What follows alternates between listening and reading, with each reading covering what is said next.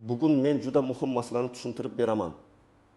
Gaz yetkazib berish uchun alohida to'lov bekor bo'lgani, 1 avgustdan keyin hisob kitoblarda nimalar o'zgargani va bu o'zgarish oddiy xonadon egalariga, ijarada yashayotganlarga, tadbirkorlarga hamda qarzdorligi bor fuqarolarga qanday ta'sir qilishi haqida gaplashamiz. Bu ma'lumot har bir xonadon uchun kerak. Chunki gaz kvitansiyasidagi bitta noto'g'ri tushunilgan satr ham odamni ortiqcha pul to'lashga yoki qarzdor bo'lib qolishga olib kelishi mumkin. Shuning uchun videoni oxirigacha ko'ring. Men hozir buni murakkab hujjat til bilan emas, oddiy hayotiy misollar bilan tushuntiraman. Kanalga hoziroq obuna bo'ling, videoga like bosing, chunki bunday yangiliklarni vaqtida bilgan odam o'z pulini, vaqtini va asabini asraydi. Avvalo, masalaning ildizini tushunib olaylik. Ko'pchilik aholining qo'lida har oy gaz uchun kvitansiya bo'ladi. Unda iste'mol qilingan gaz hajmi tarif bo'yicha hisoblangan summa, eski qarzdorlik, penya bo'lsa penya. Ba'zan esa xizmat ko'rsatish yoki yetkazib berish bilan bog'liq qo'shimcha bandlar ko'rinadi. Oddiy fuqaro ko'pincha buni alohida tekshirib o'tirmaydi. Qancha chiqsa shuncha to'laydi. Mana shu joyda eng katta muammo paydo bo'ladi. Oldin ayrim holatlarda iste'molchi gazning o'zidan tashqari gazni yetkazib berish bilan bog'liq alohida to'lov yoki xizmat haqi kabi bandlarga duch kelgan. Odamlar buni har xil nom bilan eslab qolgan. Kimdir yetkazib berish puli deydi, kimdir xizmat haqi deydi, kimdir transport xarajati deb tushunadi. Aslida oddiy iste'molchi uchun farqi katta emas. Kvitansiyada qo'shimcha summa chiqsa, cho'ntagidan pul ketadi. Endi asosiy yangilik shuki, 1 avgustdan boshlab gaz yetkazib berish uchun alohida to'lov undirilmasligi tartibi joriy qilingan yoki amalda aniqlashtirilgan holat sifatida ko'rilmoqda. Ya'ni iste'molchi gaz uchun to'layotganda e'tibor berishi kerak bo'lgan asosiy narsa iste'mol qilingan gaz hajmi, amaldagi tarif va mavjud qarzdorlikdir. Gazni uyga yetkazib berish uchun yana alohida qo'shimcha to'lov yozilishi kerak emas. Men bu yerda bir narsani aniq aytaman. Bu gaz butunlay bepul bo'ldi degani emas. Ayrimlar sarlavhani ko'rib, endi gazga pul to'lanmaydimi deb o'ylashi mumkin. Yo'q, bunday emas. Gazning o'zi uchun to'lov saqlanadi. Hisoblagich qancha kub metr ko'rsatsa, amaldagi tarif bo'yicha shuncha hisoblanadi. Bekor bo'layotgan yoki bekor qilingan deb tushuntirilayotgan gazning o'z narxi emas, aynan yetkazib berish bo'yicha alohida qo'shimcha undirish masalasidir. Oldingi amaliyotda ko'pchilik fuqarolar kvitansiyada turli satrlarni ko'rgan, lekin ularning mazmunini ajratmagan. Masalan, bir oila oy davomida 120 kub metr gaz ishlatdi deylik. Agar tarif shartli ravishda 6,5 so'm bo'lsa, asosiy gaz summasi 28 ming so'm bo'ladi. Lekin kvitansiyada yana qo'shimcha 5 ming yoki 10 ming so'mlik band ko'rinsa, oddiy odam ko'pincha bo'lsa kerak deb to'lab yuboradi. Endi esa iste'molchi bunday bandga befarq qarash kerak emas. Agar sizning kvitansiyangizda 1 avgustdan keyin gaz yetkazib berish, tashish, xizmat ko'rsatish yoki shunga o'xshash nom bilan alohida qo'shimcha pul chiqayotgan bo'lsa, men mutaxassis sifatida avvalo buni tekshirishni maslahat beraman. Chunki har qanday qo'shimcha hisob qonuniy asosga ega bo'lishi kerak. Shunchaki tizimda qolib ketgan eski band, noto'g'ri hisob kitob yoki avtomatik xatolik bo'lishi ham mumkin. Bu o'zgarishning oddiy odam uchun eng katta foydasi shuki, hisob kitob yanada tushunarli bo'lishi kerak. Siz gaz iste'mol qildingiz, hisoblagich ko'rsatdi, tarifga ko'paytirildi.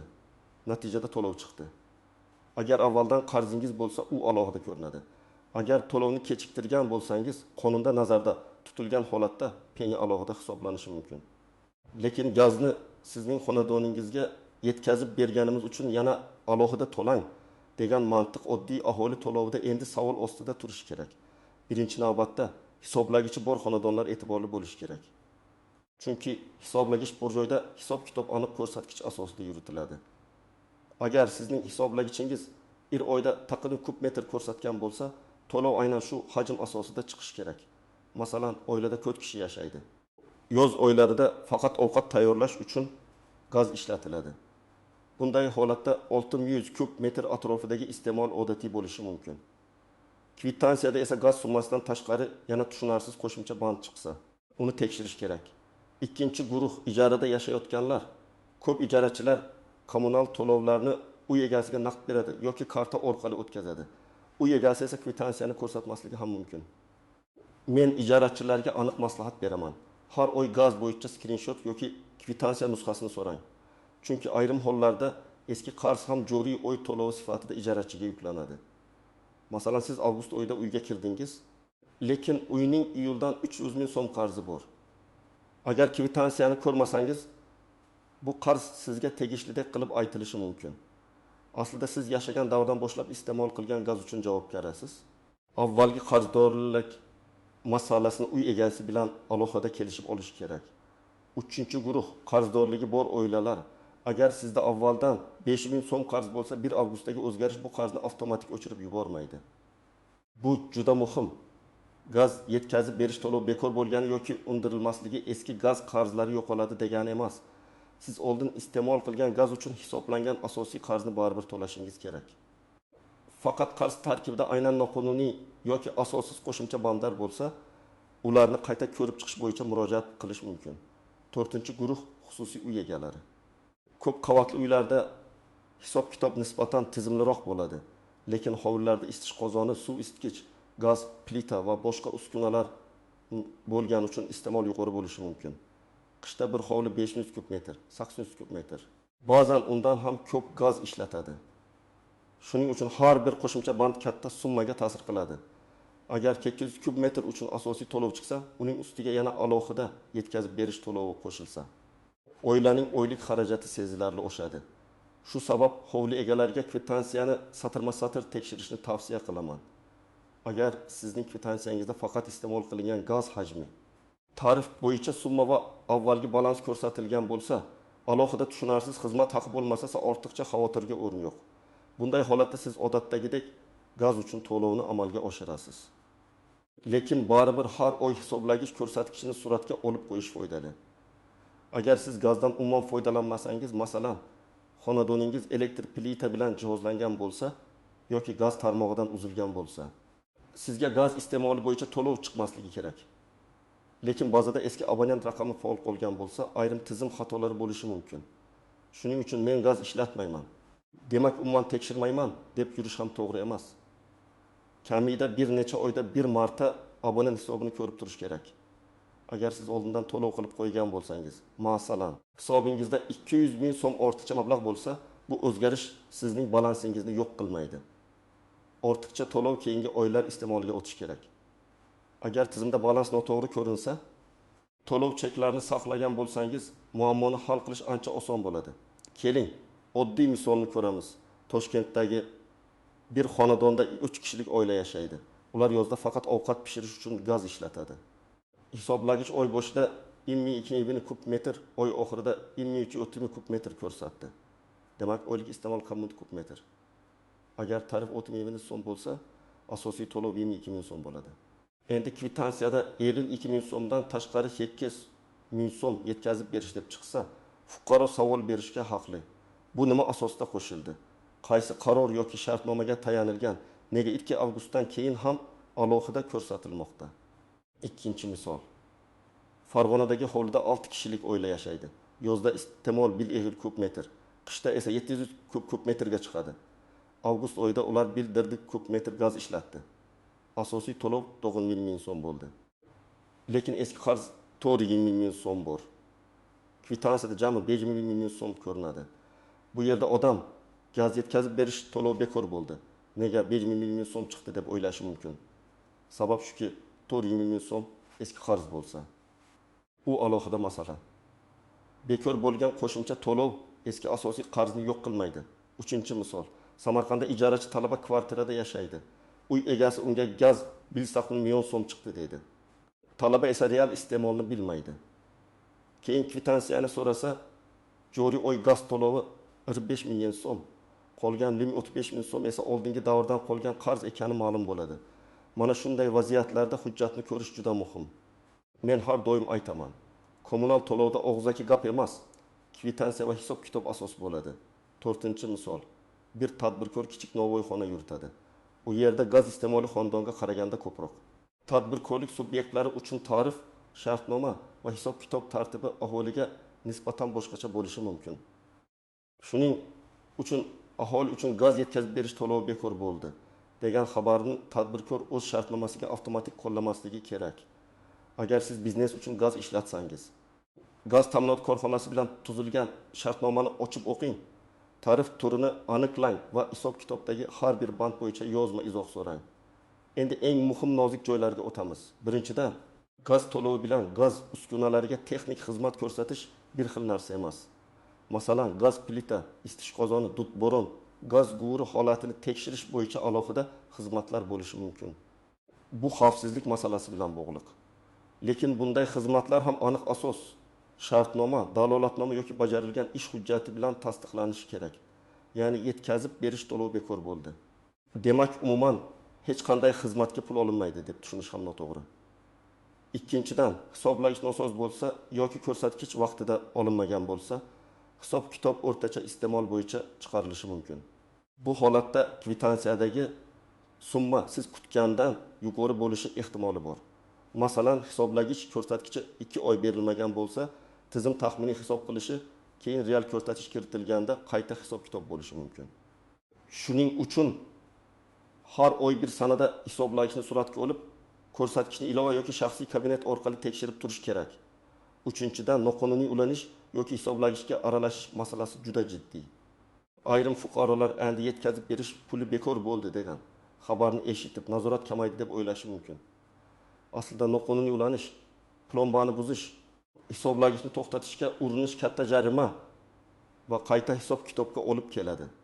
Bu o'zgarish hech kimga gazdan noqonuniy foydalanish huquqini bermaydi. To'rtinchidan, penya masalasini alohida tushunish kerak. Agar siz to'lovni belgilangan muddatda qilmasangiz, qonuniy tartibda penya hisoblanishi mumkin. Yetkazib berish uchun alohida to'lov bekor bo'lishi penya bekor bo'ldi degani emas. Agar qarzdorlik bor bo'lsa, penya hisoblanganmi? Qaysi davr uchun hisoblangan? Qancha foiz bilan hisoblangan? Buni alohida tekshirish kerak. Beshinchidan, qayta hisob kitob masalasi bor. Agar sizga in avgustdan keyin ham asossiz ravishda yetkazib berish to'lovi yozilgan deb hisoblasangiz, uni shunchaki gap bilan emas, hujjat bilan isbotlash kerak. Kvitansiya, bank cheki, ilova skrinshoti, hisoblagich rasmi, murojaat raqam barchasi kerak bo'ladi. Shunda sizning talabingiz aniq va kuchli ko'rinadi. Endi nima qilish kerakligini qadam-ba-qadam aytaman. Birinchi qadam, oxirgi 3 oylik gaz kvitansiyalarini toping. Iyul, avgust va sentabr oylarini alohida solishtiring. Aynan 1 avgustdan keyingi kvitansiyada qanday bandlar borligini ko'ring. Iste'mol hajmi, tarif, asosiy summa, eski qarz, penya va qo'shimcha xizmatlar alohida ajratilganmi? Shuni tekshiring. Ikkinchi qadam, hisoblagich ko'rsatkichini suratga oling. Suratga sana tushgani yaxshi. Masalan, telefoningizda rasm metodda saqlanadi. Lekin yanada ishonchli bo'lishi uchun hisoblagich yonida qog'ozga sana yozib suratga olish ham mumkin. Bu ayniqsa nizo chiqqanda yordam beradi. Uchinchi qadam, shaxsiy kabinet yoki rasmiy ilova orqali abonent hisobingizni tekshiring. Abonent raqamingiz, manzilingiz, hisoblagich raqamingiz to'g'ri kiritilganmi? Balans qanday, oxirgi to'lov qachon tushgan, bularni ko'ring. Ba'zan odam to'lov qilgan bo'ladi, lekin noto'g'ri abonent raqamiga o'tkazib yuboradi. Shunda qarz o'z hisobida turaveradi. To'rtinchi qadam, tushunarsiz band bo'lsa, gaz ta'minoti tashkilotiga yozma murojaat qiling. Murojaatda hissiyotga berilmasdan aniq yozing. Mening abonent raqamim falon, manzilim falon. In avgustdan keyingi kvitansiyada falon nomdagi qo'shimcha summa ko'rsatilgan. Ushbu summaning huquqiy asosi hisoblash tartibi va qaysi davrga tegishli ekanini yozma ravishda tushuntirib berishingizni so'rayman. Agar summa asossiz hisoblangan bo'lsa, qayta hisob kitob qilib, balansimdan chiqarishingizni so'rayman. Mana shunday yozsangiz, murojaat mazmunli bo'ladi. 5-qadam, hujjatlarni yig'ing. Sizga pasport yoki ID karta nusxasi, abonent raqami, oxirgi kvitansiyalar, to'lov cheklari, hisoblagich rasmlari, uy hujjati yoki ijara shartnomasi kerak bo'lishi mumkin. Agar siz ijarachi bo'lsangiz, uy egasi bilan yozishmalarni ham saqlang. Chunki kommunal to'lov bo'yicha kelishmovchiliklar ko'pincha og'zaki kelishuv sabab murakkablashadi. 6-qadam, javob berilmasa yoki javob qoniqtirmasa, yuqori turuvchi tashkilotga yoki iste'molchilar huquqlarini himoya qilish organlariga murojaat qilish mumkin. Bunda eng muhim narsa tartib. Avval mahalliy gaz ta'minoti bo'limiga murojaat qilasiz. Javob olasiz yoki murojaat raqamini saqlaysiz. Keyin shu hujjatlar bilan yuqoriga chiqasiz. Menga ko'p pul yozishdi degan umumiy gapdan ko'ra, falon sanada falon summaga falon band qo'shilgan. Men falon sanada murojaat qilganman. Javobda falon asos ko'rsatilmagan degan aniq pozitsiya kuchliroq. 7-chi qadam avtomatik to'lov qiladiganlar alohida ehtiyot bo'lsin. Agar kartangizdan kommunal to'lov avtomatik kechiladigan bo'lsa, kvitansiyani ko'rmay turib pul ketishi mumkin. Bir necha oy davomida avtomatik to'lovni tekshirib boring. Ortiqcha yechilgan summa bo'lsa, bank cheki va kommunal hisob ma'lumotini solishtiring. 8-qadam. Qo'shnilar yoki mahalla chatlaridagi gaplarga ko'r-ko'rona ishonmang. Kimdir hammaning qarzi o'charkan deydi. Kimdir gaz endi bepul ekan deydi. Kimdir to'lamasa ham bo'lar ekan deydi. Bunday gaplar ko'pincha noto'g'ri tushunishdan kelib chiqadi. Siz faqat rasmiy kvitansiya, amaldagi tarif, yozma javob va o'z hisoblagich ko'rsatkichinizga tayaning. Birinchi xato kvitansiyani o'qimasdan to'lash. Men buni eng ko'p uchrataman. Odam ilovaga kiradi, jami summa chiqadi. To'laydi va keyin nega buncha ko'p deb so'raydi. To'lashdan oldin kamida bir marta tafsilotlarni ochib ko'ring. Ikkinchi xato. Eski qarzni yangi to'lov bilan aralashtirish. Joriy oy 6 so'm bo'lishi mumkin, lekin eski qarz bilan jami 400 so'm ko'rinadi. Bu ikki narsani ajratmasangiz, o'z huquqingizni ham to'g'ri himoya qila olmaysiz. Uchinchi xato. Telefon orqali aytilgan javob bilan cheklanish. Operator sizga og'zaki tushuntirishi mumkin, lekin nizo bo'lsa, yozma javob kerak bo'ladi. Shuning uchun muhim masalada yozma murojaat qiling. 4-xato. Hisoblagichni vaqtida tekshirmaslik. Hisoblagich noto'g'ri ishlayotgan bo'lsa, oylar davomida ortiqcha hisob chiqishi mumkin. Agar ko'rsatkich odatdagidan keskin oshib ketgan bo'lsa, masalan, yozda taqvimi kub metr ishlatadigan xonadon birdan 300 kub metrga chiqib qolsa, darhol sababini aniqlang. Bu sezib chiqish, hisoblagich xatosi yoki ko'rsatkich noto'g'ri kiritilgani bo'lishi mumkin. 5-xato. Hujjatsiz bahslashish. Men bunday ishlatmaganman degan gap yetarli emas. Surat, chek, kvitansiya, murojaat raqami bo'lsa, masalani hal qilish imkoniyati oshadi. Demak, asosiy xulosa shunday. Avgustdan keyingi o'zgarishlarda gaz yetkazib berish uchun alohida to'lov masalasi juda muhim. Bu gaz bepul bo'ldi degani emas. Siz iste'mol qilgan gaz uchun to'lov saqlanadi, eski qarz bo'lsa u ham qoladi. Penya bo'lsa alohida tekshiriladi. Lekin kvitansiyada gazning o'zidan tashqari tushunarsiz qo'shimcha bandlar chiqsa, uni albatta tekshirish kerak. Men sizga tavsiya qiladigan eng oddiy formula: hisoblagichni suratga oling. Kvitansiyani satr-satr o'qing. Eski qarz va joriy to'lovni ajrating. Tushunarsiz summa bo'lsa, yozma izoh so'rang. Barcha cheklarni saqlang. Shunda siz ortiqcha to'lovdan himoyalanasiz va kommunal hisob-kitobda aniq pozitsiyaga ega bo'lasiz. Agar sizning kvitansiyangizda ham 1 avgustdan keyin tushunarsiz gaz to'lovi, yetkazib berish bandi yoki ortiqcha summa chiqqan bo'lsa, izohlarda yozing. Qaysi viloyat, qancha summa, qanday nom bilan ko'rsatilgan. Men keyingi videolarda eng ko'p uchrayotgan holatlarni alohida tahlil qilaman. Videoga like bosing, kanalga obuna bo'ling va bu ma'lumotni yaqinlaringizga ham yuboring. Chunki bitta to'g'ri tushunilgan kvitansiya ko'p oilaning pulini tejab qolishi mumkin.